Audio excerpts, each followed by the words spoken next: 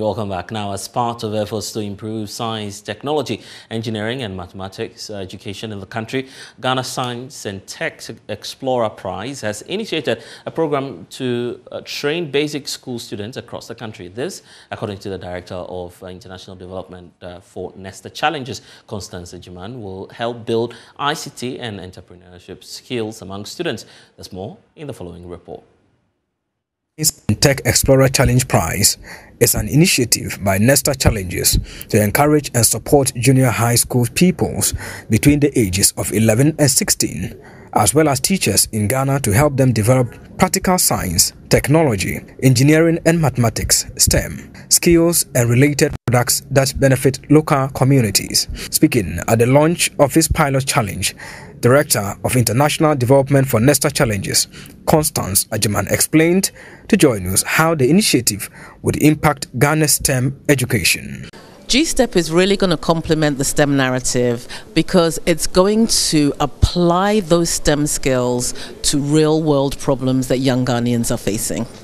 So they will have learned theoretically, they are also starting to learn practically through STEM, but now we are saying, how do you apply those skills and that learning to a problem that you're facing on a day-to-day basis? Is there something in your home that is bothering you? Is there something in your school or on your way to church or something on those lines?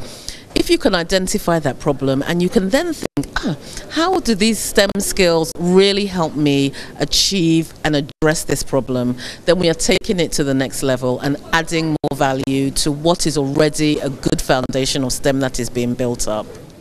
She further indicated the need for corporate institutions to support the funds. The sustainability of GSTEP is really, really important to us because we don't want to establish a program that everyone gets behind, the young children get real value from, and then in a couple of years it's gone. So there's lots of different ways that we're thinking about sustainability, but I do want to say at this point we also do need funding. So in order to keep on and maintain any possible sponsors or funders out there, we want to hear from you as well. Some beneficiaries of the program, Joycelyn Adukwa Alote and Lydia Graham, shared their experiences. GSTEP has really helped me a lot. I really thank the leaders of GSTEP. I really thank them. Because with GSTEP, I'm now able to talk in multitude, and I thank them for that. At first, I used to be shy when talking in great multitude, but with the help of GSTEP and the master classes we attend on time, I'm now able to talk in great multitude. Through the first year program, I've been able to get a problem and also find a solution to that problem. A teacher at the Dansoma Community Basic and Special School, Edward Yaka, however, urged the management of GSTEP to increase the number of schools on the program. The first time I had an encounter with GSTEP, it was very amazing. What I realized is they gave most of the students chance to come up with ideas and how to solve it within their community. They should include other regions per se, because we have other people who are also very good in other regions that have not yet been included in what GSTEP is trying to do. Ghana Science and Tech Explorer Prize is hopeful to extend the program to other regions after a successful piloting exercise, which begins in August. Mausi Numos report, read to you. Okay, so let's have some conversation on this. Joining me is Constance Ejiman, who's Director of GSTEP. Good to be seeing you at this time. So talk to us about the project. You know, when the issue of science and technology comes up, we see that in senior high schools, but we don't bring it down to the basic level. What inspired the GSTEP program? Well, we know that young people, if you can actually inspire them really early, can come up with some wonderful ideas and develop the right types of skills that they need to be successful in the future and to be a real asset to addressing the problems that Ghana faces. So the reason why we have started at basic school level is because we know that's the formative years when critical thinking skills, problem solving, communication are all being developed. And if you can combine that with the STEM education so that people are really thinking about how do I use science, how do I use technology to make a difference in my community, then that is instilled from a very early age, and that will make a huge difference to Ghana's future. Let's talk about the approach you're using and how many schools you're targeting in this exercise. Let's start off with the numbers. So for the pilot year, we are approaching every junior high school within the Ashanti region and the Accra region.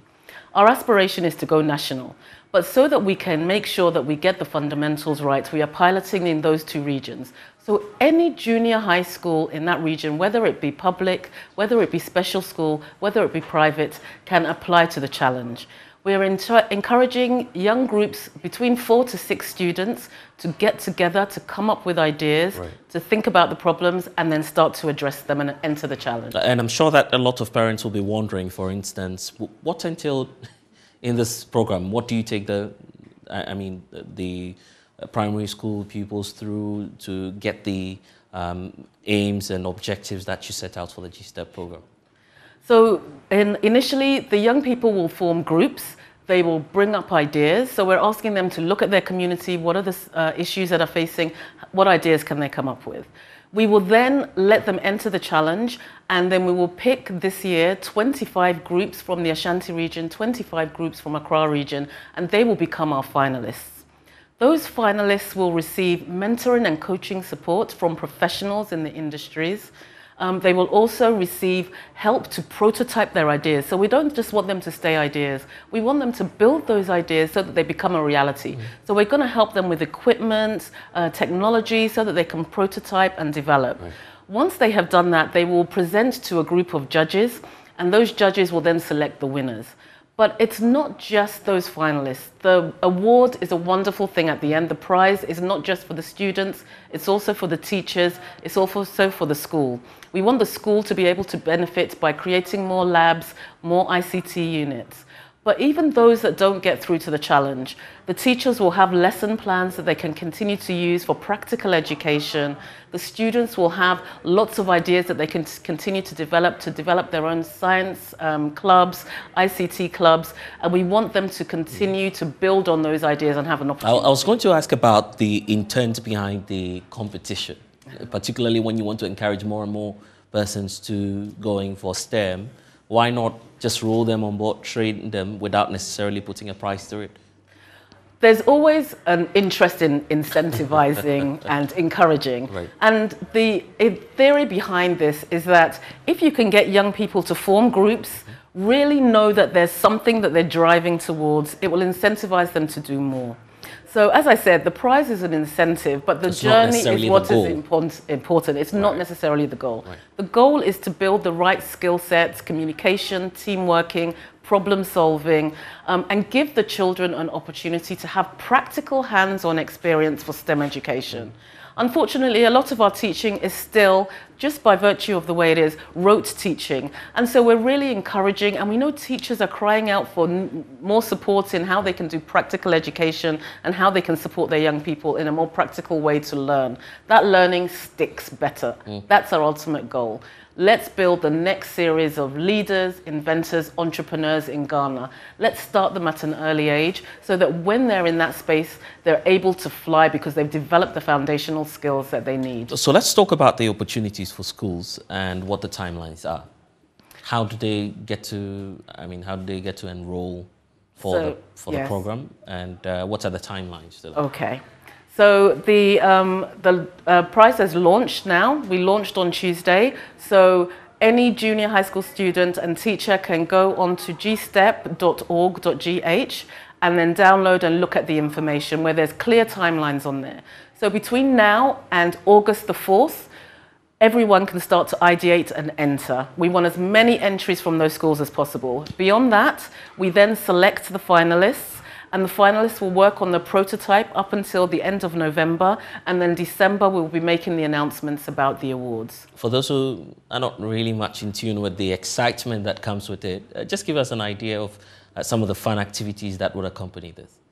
So we've already this year, when we were leading up to this, done a range of hack events for teachers and for students, where we have given them a range of materials like science kits from our partners and let them actually get hands-on of building the prototypes. So we've had some wonderful things, security systems being built, recycling receptacles, lighting systems for dark roads. So there's lots of problems that we experience every day, and this is a wonderful way as a team to get hands-on, really build and make those things and take it from the theory into practice so that they can see that they have the potential to really make a difference in the future. Well, Constance, I'm hoping to be there to get more innovation on how to protect my phone, I guess.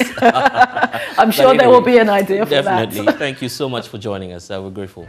Thank you.